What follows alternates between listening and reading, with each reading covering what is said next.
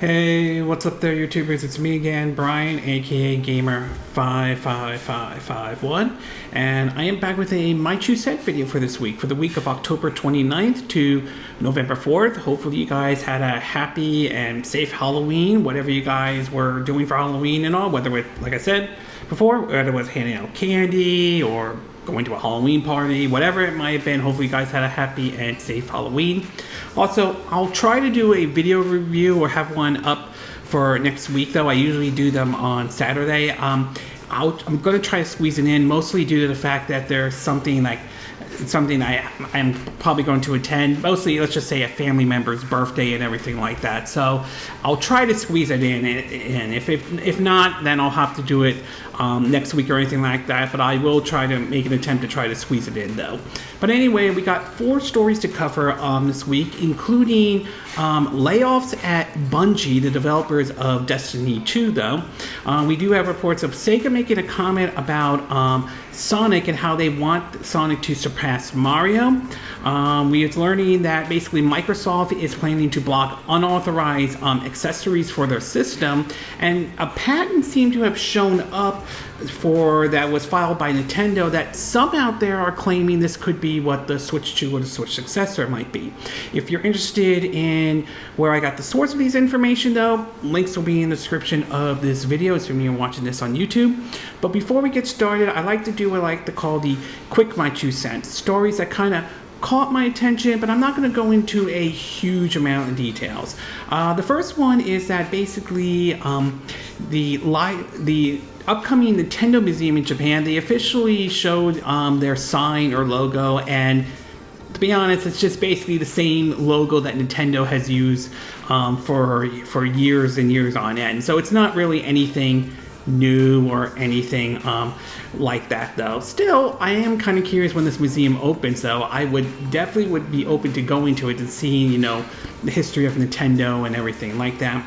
We also learned that basically Nintendo has actually released 3 new games to their Switch Online. I believe 2 for the NES and one for the Game Boy. I think basically for the Game Boy, it's Castlevania Legends. I remember reading about that on an issue of Nintendo Power that was released back in 1998. 2 on the NES side, I believe one is called Devil's World, and I think one's called Muramasa Castle. Apologize if I'm not saying the name correctly, though. I believe both of those 2 titles were only released in Japan, so it never saw the light of day here in the West, though. So nice addition that they added this into the Switch Online service, and I wouldn't mind seeing more of these games that never saw the light of day in the West make their way into the service. That certainly would be really neat if they start putting more of those games, whether it's for the Game Boy Advance, NES, Super NES, N64, though, for the Super NES or NES. I know it's a long shot to say this, but Mother 3, Nintendo, Mother 3. We also learned that basically SanDisk has launched a new micro SD card that's compatible for the Nintendo Switch. It's their 1.5 terabyte, though, so certainly nice to see that, though. I know the Switch supposedly can read up to 2 terabytes of a micro SD card, so eventually we'll probably get there to a 2 terabyte one that I believe the Switch can read, although it'll be interesting to see how they're going to do that for the Switch successor and all. But yeah, it's definitely interesting indeed, and very certainly nice. And for those who are looking for a micro SD card, consider taking a look at this one, the 1.5, though. We also learned that a classic horror beat-em-up game by the name of Night Slasher is getting a remake. I believe this was an old arcade game, I believe back in the 90s, though. Very interesting. It almost kind of looks like if Resident Evil was a beat-em-up type of a game, though. But anyway, no word on basically which platforms it's coming for, but given how we've seen past remakes, though, I would not be surprised to see this on pretty much every platform out there, including the Nintendo Switch. We learned that supposedly Sega is making progress in terms of their so-called super game they're still targeting for 2026 release, though. It still remains to be seen how good these super games are going to be, though. I believe one of the games, Hyena, which was supposedly Sega's super game, though, that was supposed to be their live service, got canceled, and now there's word that some of those super games might be Crazy Taxi and Jet Set Radio, and they may have live service functionality, which, if that report is true, and we don't know, yeah, I don't have a lot of hopes for that, especially if seeing how Hyena was handled. I'm not sure this one's going to be handled as well, but time will ultimately tell. We'll wait to see basically whether this game will meet its 2026 target or not. We also learned that someone apparently found a canceled PS2 Daredevil video game and all. Basically has surfaced online and all. It's actually kind of interesting to see this happening and everything like that. Obviously, it never saw the light of day, but looking at it now, I would definitely be open to the idea if anyone were able to do like an actual like Daredevil video game. I think it has the potential. I mean, I would like to see that, or even one based off the Defenders if it's done correctly and all. So it's really interesting to see this actually exists and all. We also learned that supposedly God of War's next PS5 game could be revealed before the end of the year. There is some speculation that it could make an appearance at the Game Awards. No word on what this might be. Some are thinking it could be a kind of approach what Insomniac did with Spider-Man, and then we had Spider-Man Miles Morales that took place after the events of Spider-Man 2018, but before Spider-Man 2. Some are saying that this will star Atreyu and all, Kratos' son. So we'll see what happens if this report turns out to be true or not, and we'll see if we hear any God of War related announcements before the end of the year. We also learned that supposedly Capcom is preparing to make an unannounced or a new major unannounced title before March 2024. Now, there's no word of exactly what this title may be, and there are many speculations, though. Some are pointing towards this probably being another Monster Hunter game, and that is a possibility. It could be maybe Resident Evil 9. There's been rumors about that one.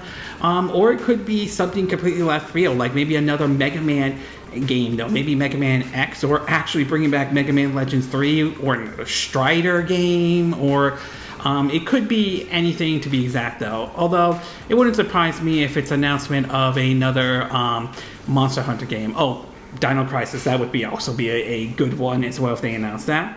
We also learned that apparently the Xbox Series X and S has outsold the PS5 in Japan for the fourth time this week, which is kind of impressive for a system like that, because I know in the past Xbox hasn't been well known to do well in Japan, but I will say the Series X and S certainly has done, in my view, better. I'm not saying it's perfect, but certainly is better, though.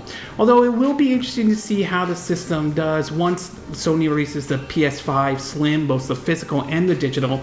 We'll see how well it does once those systems comes out. We also learned that Bethesda is planning to add for Starfield NVIDIA DLSS. I think it's a deep learning sample service. I'm not 100%, apologize, I'm not saying the name correctly. Support next week, but this will be for a beta update for for Steam and all. So it is kind of interesting that they're adding this in. For those who are not familiar, I think when Starfield came to the PC, it was only exclusive to use I think AMD's sort of rendering software and all that stuff, which again, I'm not a PC expert, but I will admit that does seem a little bit odd that they did something like that. It seems a little bit unnecessary for an exclusive and all. But for those who are hoping out to use NVIDIA's DLSS, here we go. And last but not least, we are learning that basically Baldur's Gate 3 is still scheduled for release for this year and everything like that. The CEO has confirmed. No word on when the game will come out. We're still waiting to hear an actual launch date or everything like that. It might drop in December, it could drop in November, but I wouldn't be surprised if Baldur's Gate 3 for the Xbox gets pushed into maybe 2024 and all that. We know that they had to drop the co-op split screen, especially for the Series S due to certain issues, although supposedly there are claims they might add that later on in a future update. And also, we'll have to wait and see on that one if Baldur's Gate 3 will make it out for the Xbox before the year ends and all. And finally, in the movie and TV show of the Quick My 2 Cents, 2 trailers were shown this week, though. One is basically the trailer for the upcoming Marvel Disney Plus show, Echo.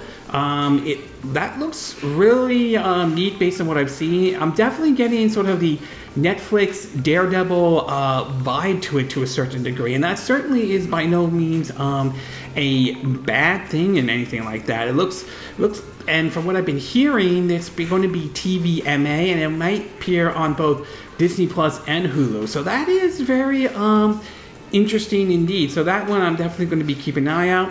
The other one, they showed a teaser trailer for Kingdom of the Planet of the Apes, a continuation for what started in the first 3 movies, Rise of the Planet of the Apes, Dawn for the Planet of the Apes, and I believe it was called Battle for the Planet of the Apes. So based on what the trailer they showed, it basically is going to be starring Caesar's son, and apparently looks like it takes place several years into the future. Humanity pretty much has dwindled down because of that's Salmonella or Simidian flu that spread to pretty much reduce humanity to like more of a primitive state, to basically different factions of apes and everything like that. So I'm very curious to see how this one plays out. Some are speculating that there may be time traveling, and that might be true, but I wouldn't be surprised if we see something like, say, a astronaut coming down and seeing what happened to Earth and everything like that. I know that might sound like a recreation of the original Planet of the Apes starring the late Charlton Heston, but you do have to bear in mind, though, during, I think, Rise of the Planet of the Apes, they do mention, the spaceship launching and Ben being lost in space, and then I believe the ending for Battle for the Planet of the Apes, they showed that the apes coming to an area and looking out in the sky, seeing the moon. So it might be that. So we'll have to wait and see. The movie is planning to come out Memorial Day next year, so I'm definitely looking forward to that. We also learned that supposedly The Last of Us Season 2 filming will start early next year, which is certainly nice, though. It is unfortunate that it would have been nice if it had done what they did a bit earlier, but obviously the whole writer's strike and the actor strike was going on and everything like that. So hopefully we can see, hopefully we'll hear more about it sometime next year and everything like that. We also learned that basically, and we had an article from Vanity, but there's also been some reports from this, is that there may be some issues with Marvel and everything, with the whole Marvel MCU and everything like that. Apparently, there are reports coming out that possibly Doctor Doom might be making an appearance earlier into the MCU than originally planned. This has to do with basically Krang, and basically for 2 things. One, the premiere of him in Ant-Man and Wasp: Quantumania didn't go over very well, or didn't do well at the box office, despite the fact that I thought it was the best entry in the Ant-Man series. And then there's a whole issue Jonathan Majors facing with the whole legal issues and everything like that.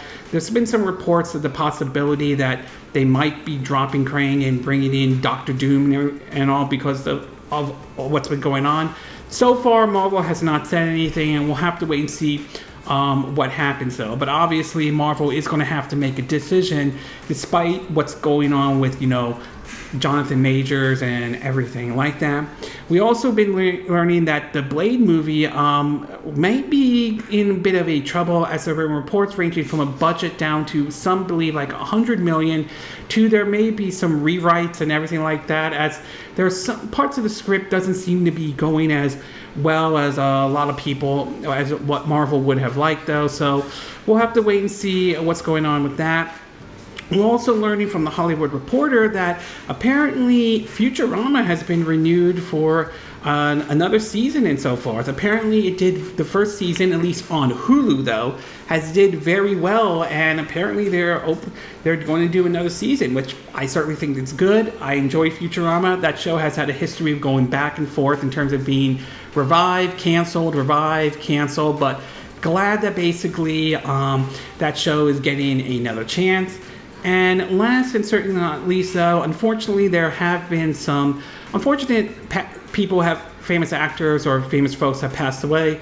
The first one is Matthew Perry. Unfortunately, has passed away at the age of 54. Supposedly, they're being investigated as a drowning incident, though. Most might remember him. He was on the 90s sitcom Friends. And also, yeah, very unfortunate to hear what happened.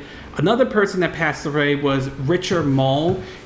He passed away at the age of 80, though. He was basically the bailiff in the original Night Court show that ran from 1984 to 1992. What's also interesting is that he's voiced several video games, and believe it or not, he played Harvey Dent in the Batman the Animated Series, aka Two-Face. So, yeah, very unfortunate to hear him pass away. And while this isn't movie or TV side of it, though, it's still part of, this might be more in the sports, particularly college basketball, but still very important nevertheless. Bobby Knight, unfortunately, has passed away, though. It was reported, it was reported that he passed away from an illness. He was 83. Knight's family made the announcement on social media on Wednesday night. He was hospitalized with an illness in April and has been in poor health for several years. He certainly was a controversial figure, at least in college basketball. While there's no doubt that he certainly has led several teams that he worked for, whether it was for Army to I think University of Indiana, apologize if I'm not getting it correctly, success. He was also controversial in terms of some of his antics, such as throwing a chair into the basketball court, to some of his behavior. So he was certainly a controversial figure you could take a look at. But nevertheless, he did leave his mark in college basketball history, though. He was, I believe if I'm saying it correctly, he was 83, though. So my heart goes out to these three folks, to their fans, their family members, or people, or friends, or people know. It's very unfortunate of their unfortunate passing and all.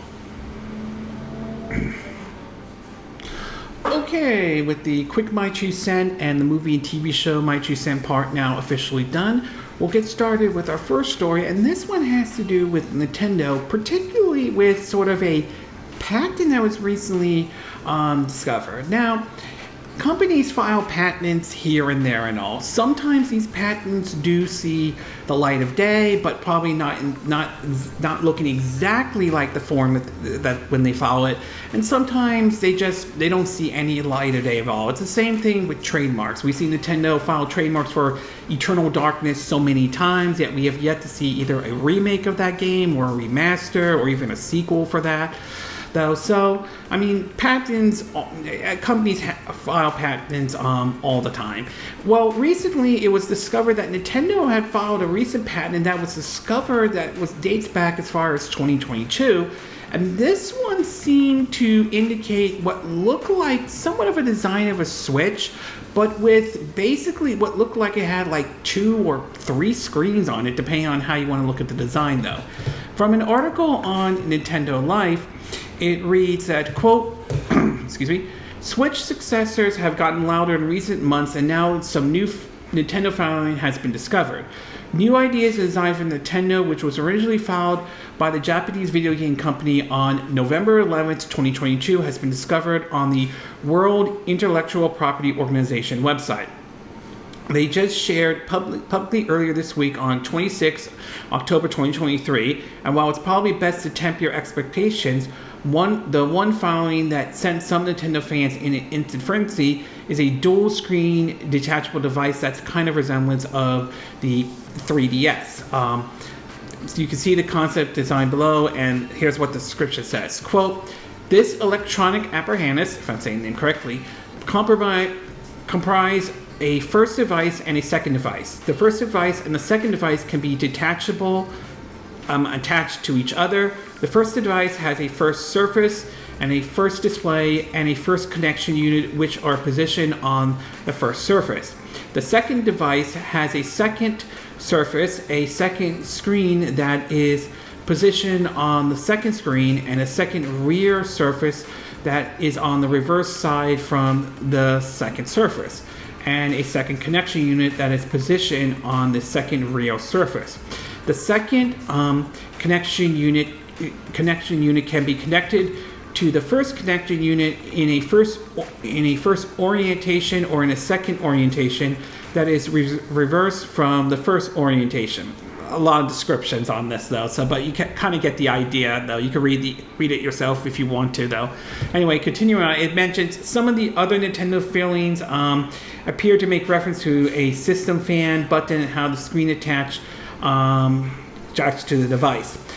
Keep in mind that an application like this one as well, patents don't necessarily guarantee some sort of announcement or product in the future. Before the Switch launch, one Nintendo patent finally do the rounds online, showing a handheld system featuring an oval-shaped design with analog sticks coming out of the screen. Companies including Nintendo often do these to protect their own concept and may revise later ideas down the line.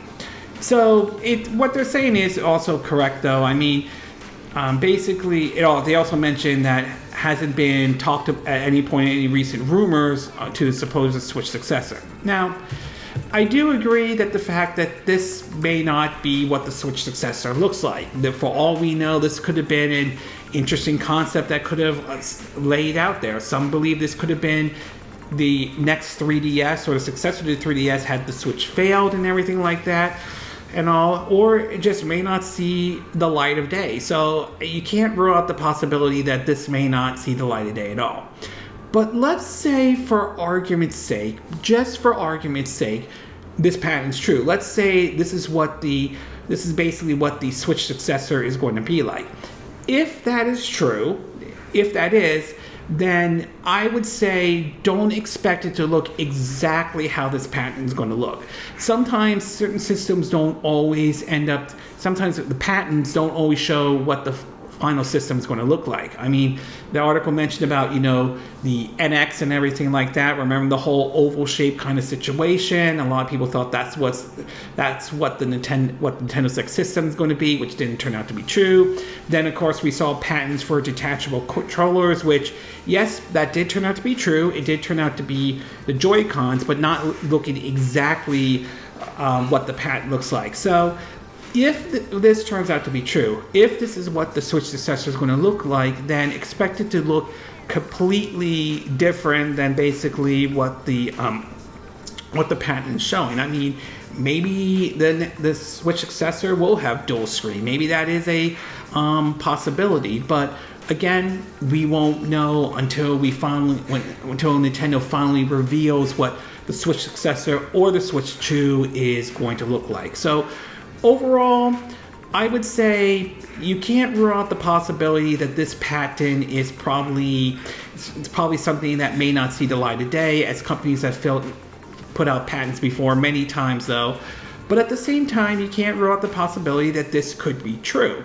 But if it is, as I said, don't expect it to look exactly how this patent is, what they're showing in this patent and everything like that. Okay, we're going to take a quick break. When we get back, we'll get to part 2. And this one has to do with Microsoft and apparently a decision they have made to block unauthorized Xbox accessories. And, well, it doesn't seem everybody is happy about this approach. So we'll take a quick break and we will be right back.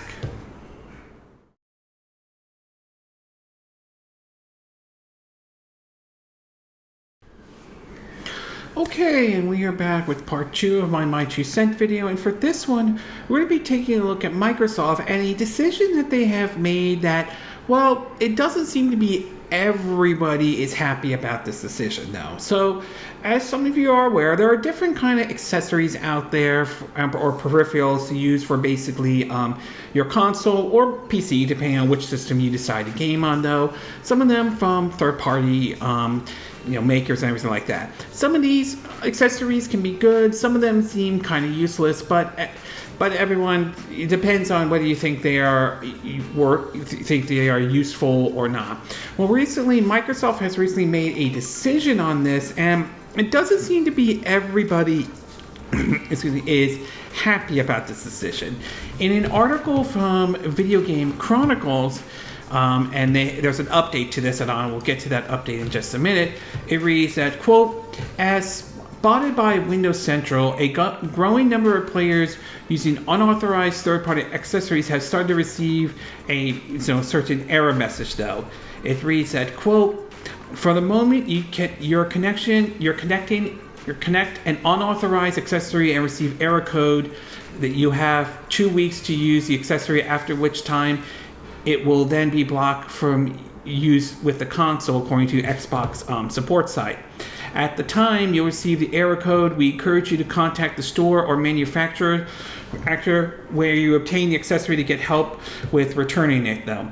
According to Windows Central, sources said to be familiar with Xbox plans, the crackdown on unofficial accessories may be related to Microsoft expanding its program for approved third-party wireless Xbox controllers. Currently, most Xbox Xbox third-party controllers are wired, though. Third-party Xbox devices are part of the Design for Xbox Partner Program, which Microsoft says covers more than 50 major gaming brands. Shouldn't be affected, but any that falls outside of this may be.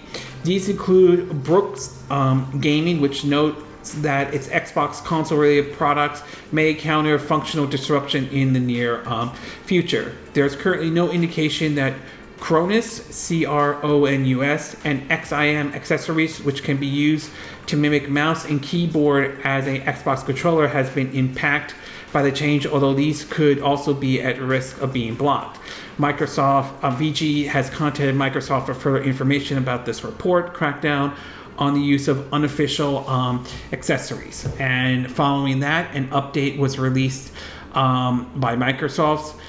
And this is what they had to say. Quote, in a statement issued to VGC, Microsoft said the unauthorized accessories can compromise the gaming experience. Microsoft and other licensed Xbox hardware partners' accessories are designed and manufactured with quality standards for performance, security, and safety. Unauthorized accessories can compromise the gaming experience on Xbox consoles, Xbox One, Xbox Series X and S. Gamers may receive pop-up warnings that their accessory is unauthorized. Eventually, the unauthorized accessory will be blocked for use to preserve the console gaming experience. A full list of accessories that are supported by Xbox consoles can be, according to Microsoft, they have a link to it. But it does seem that not everybody agrees with this. I mean, there have been some that have kind of, let's just say some of them have responded to this, though, and it does seem that there's been some mixed response. Some of this has been from the fighting game community, mostly because of the sticks and everything like that. Let's see if I could find basically that article. I may not be able to find it, though. Shoot, I should have probably looked it up at the beginning, though. But yeah, it does seem, basically not everybody seems to be open to this, though. Basically, some people have responded to this saying, quote, Microsoft block could adversely affect the fighting game community, though. This is essentially a death sentence for local fighting games events that run on Xbox, much less others that can only afford one arcade stick, says Maximum Duel, the biggest fighting game channel on YouTube. The Brooks gaming converts are not cheat devices. They're a huge bond to the fighting game community. Please reconsider. So the response to this has been kind of basically mixed on this, though. Some folks, I mean, for folks like me, I'm not bothered by this because, again, I have like an official Xbox controller, so this hasn't really impacted my experience, with playing with the Xbox Series S and everything like that. But it seems that some folks are not happy with this. Whether Microsoft reverts course or not, that remains to be seen, though. So far, the backlash, or at least the responses, hasn't been, well, let's just say on the level of what we saw with the situation with Unity and how the amount of backlash that drew to the point that they had to reverse course on it, though. I don't think we've gotten there yet, so we'll have to wait and see if that truly does happen or not, though. But overall, it's a very interesting situation Microsoft decided to do with this, though. Again, it doesn't seem to affect every accessory out there, but obviously there are some that are not particularly happy with this decision and all. Okay, we're going to take a quick break. When we get back, we'll get to part 3. And this one has to do with Sonic. And apparently Sega's plan to try to make Sonic better and everything like that. So we'll take a quick break and we will be right back.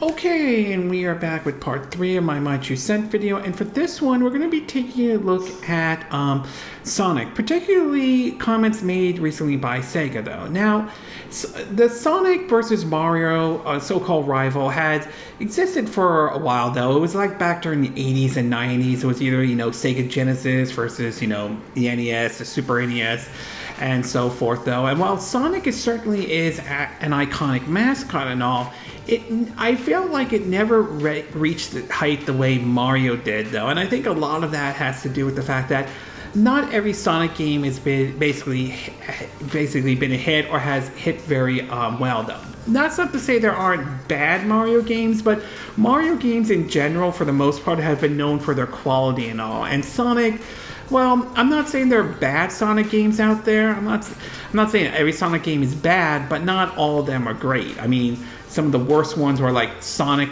the Hedgehog or Sonic 06, to some people thought Shadow the Hedgehog was bad though, to Sonic Boom, Rise of the Lyrics. So Sonic has had some, let's just say, some ups and downs though, but he has had some ups though recently though. I mean, the first 2 Sonic movies did very well at the box office. We know Sonic Frontiers seemed to have done very well, and I think it kind of looks like it's laying the foundation of what a 3D Sonic game might be and all. So we'll have to wait and see what the future for a 3D Sonic game is. But apparently Sega has made a comment that they are very determined to want to make Sonic overtake, Mario in a certain way. In an article from Nintendo Life, there is a quote that was during a Sega interview, to be exact though. Here's what they said, quote, "Simply, I want to surpass Mario. Sonic was a game originally developed to compete with Mario, and we have yet to achieve that. Because we respect Mario, my goal is to catch up and surpass him. We want Sonic to be played all over the world, including Japan, just like Mario, and we want the movie to be a bigger hit than Mario. We also want to build a Sonic attraction in Universal Studios Japan. That's my goal as a Sonic lover, though." I mean, could Sega succeed in that, though? I mean, it's not out of the realm of possibility, but I will admit, to a certain degree, that's a tough hill to climb. A lot of that is Sega needs to do a better job with their mascot, the Sonic IP, and really show that they can deliver good quality Sonic games. Again, I'm not saying there aren't good Sonic games out there. There certainly are, though, but a lot of the games that they put out have been, let's just say, not been of the best quality out there, to be exact. So Sega certainly has their work cut out. As for surpassing, the Mario movie and everything like that, again, that's going to be tough though, because remember, that movie crossed the $1 billion mark. So Sonic 3, they're going to have to figure out a way to really cross that $1 billion mark. Not that I don't think the movies were bad. They weren't in any way though, but trying to achieve that goal is not going to be easy for them though. So again, it's not impossible, but it will not be easy for Sega to pull off and everything. So overall, I would say that's going to be a tough goal for Sega to really achieve, to make Sonic surpass Mario though, because Mario is very iconic and is known for quality of the games and all. So that's going to be a tough hill to climb. Again, I don't think it's impossible, but it's not going to be easy for Sega in general. Okay, we're going to take a quick break, and when we get back, we'll get to our 4th and final part. And this one has to do with, unfortunately, some layoffs happening at Bungie and all. So we'll take a quick break and we will be right back.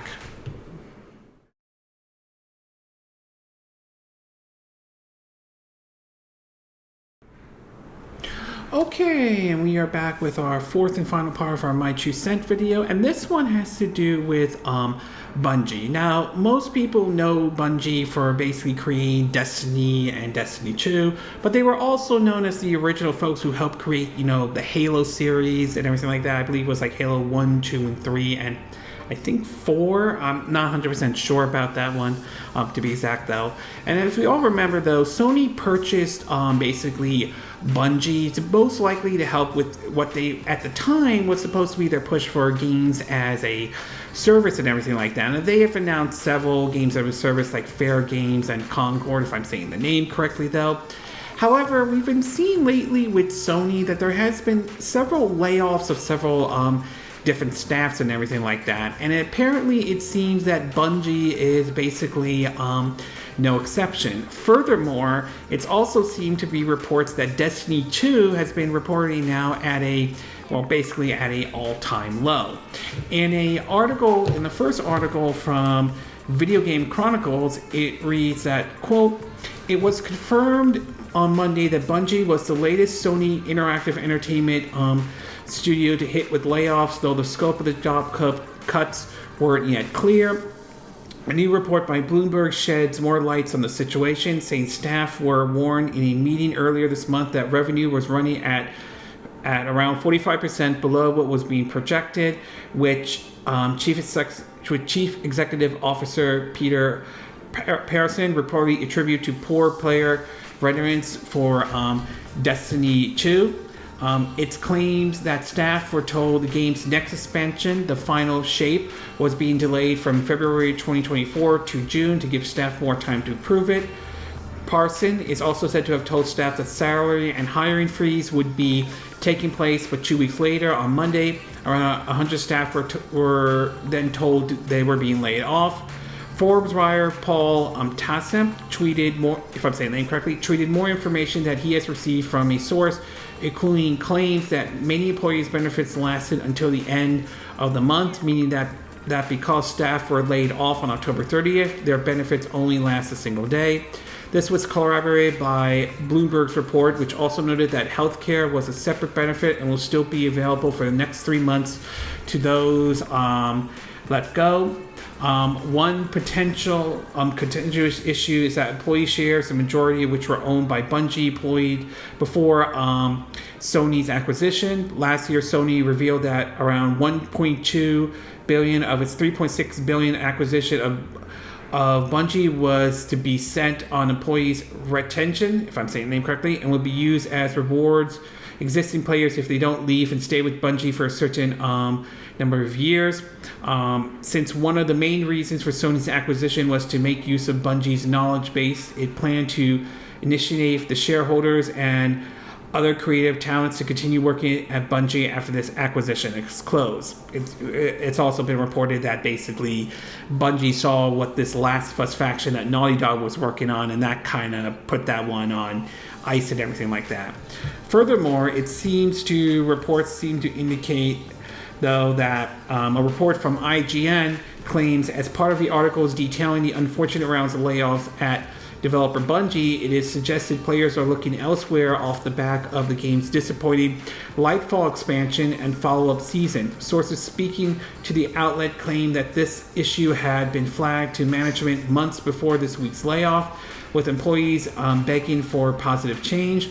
Whether it's a result of the layoffs or not, it isn't clear, but it's now widely suggested Destiny 2's next DLC, The Final Shape, has been delayed, as mentioned though, to June, while Marathon has intentionally pushed back to 2025. The Final Shape was getting a good but not great response during internal testing, so the delay is designed to give the team more time to improve the expansion. Sony bought Bungie for $3.6 million last year, primarily based on experience and knowledge of the live service space, as the firm plans to enter sections with Fair Games and Concord. The two companies created SIE Live Service Central for Excellence, but fast forward 12 months, Bungie is letting off 100 staff members and missing revenue by 45%. So, yeah, it seems that their expertise on live service, even that doesn't seem to be doing very well. And there are rumors going around that Sony might be moving away from the games as a service, though. I do think it does raise several questions, though. One, if Destiny 2 has pretty much run its course at this point, and Bungie needs to start looking at either a new IP or maybe Destiny 3. And two, is this strategy well worth it for Sony to sort of go through this live service thing? Because we've seen a lot of companies that try to push out live services and all. And while there have been some that have fared well and done good, there have been some that have not done as well as as they had thought of. Look at Square Enix with Babylon Falls, and Marvel's Avengers is a very good example right there, though. So, I mean, I do question, there's certainly some questions about Sony's approach to a lot of this, though. I mean, don't get me wrong, I do think they do make good games. I do like Ratchet & Clank Rift Apart. I do like Spider-Man, what they've done with it, Insomniac to be exact. And I do like, the God of War games, though. Maybe not like what they were on the PS2 and PS3, but still good games, nevertheless. But there are certain questions about some of Sony's strategy, and this push for games as a service is definitely one of those questions that seem to be popping up, though. I mean, it's very unfortunate what happened to these employees, though. I hope they're able to get back on their feet and able to find jobs and everything like that. But it definitely raises questions not only about the leadership of Bungie and some of the decisions they're making, but also the questions about what's going on with Sony, to be exact. Well, I don't think this is going to doom the PS5 or anything like that. I don't believe so, though. It's possible whatever strategy Jim Ryan laid out, now that he's going to be retiring next month, it's possible they may have to change that strategy and everything. So, overall, very unfortunate of what's going on with Bungie, though. But it does raise questions about its future. We'll see what happens going forward and everything like that. And it also does raise questions about Sony's game as a service strategy that they originally laid out, and wondering if that's now going to be teared up or not. Okay, this concludes this My 2 Cent video for this week. And again, these are my opinion. What are yours? What are your thoughts about this patent that was discovered that Nintendo filed, though? Do you think this patent means anything in any way? Do you think it's possible that this could be a clue to what the Switch successor might be? Or do you expect it's really nothing much at all? It's just a patent, probably won't see the light of day or anything like that. What are your thoughts about Microsoft blocking unauthorized third-party accessories for the Xbox Series X and S and Xbox One? Do you think this is the right thing for them to do? Or do you think, like, famously, like YouTubers like Maximum Duel, if I'm saying his name correctly, is right in terms about some of the stuff that could have an impact on the fighting game community, especially those who use, the Xbox system and everything? What are your thoughts about basically Sega's plan to try to make Sonic surpass Mario? Do you think it is possible? Do you think Sega can pull that off? Or do you think that they're not going to be able to overtake Mario at all? And what are your thoughts about the situation with Bungie laying off and all? Do you think this is a sign that Bungie needs to move beyond Destiny 2, maybe a new IP, maybe Destiny 3, maybe a non-games as a service game? And do you think that this layoff and everything that's been going on at Sony, do you think this throws a wrench at their whole games as a service? And do you think it's possible they could abandon this approach and all? Do you agree with what I said in this video? Do you disagree? Do you have a difference of opinion? As always, sound off on the comment section below. Let me know what you think. And if you do like this video, I hope you hit the like button. I would appreciate it. And I hope you do subscribe to my YouTube channel. If you do, make sure you hit the bell icon for notifications of any new videos I put up. Also, feel free to share this video if you want to. And feel free to donate to my channel if you like. You could do it through PayPal Me, Patreon, or Steam Labs. Links will be in the description of this video, assuming you're watching this on YouTube. And I will see you again next time when I do another video. Hopefully that'll be soon. Until then, from Southern California, I wish you all a good day then. Bye.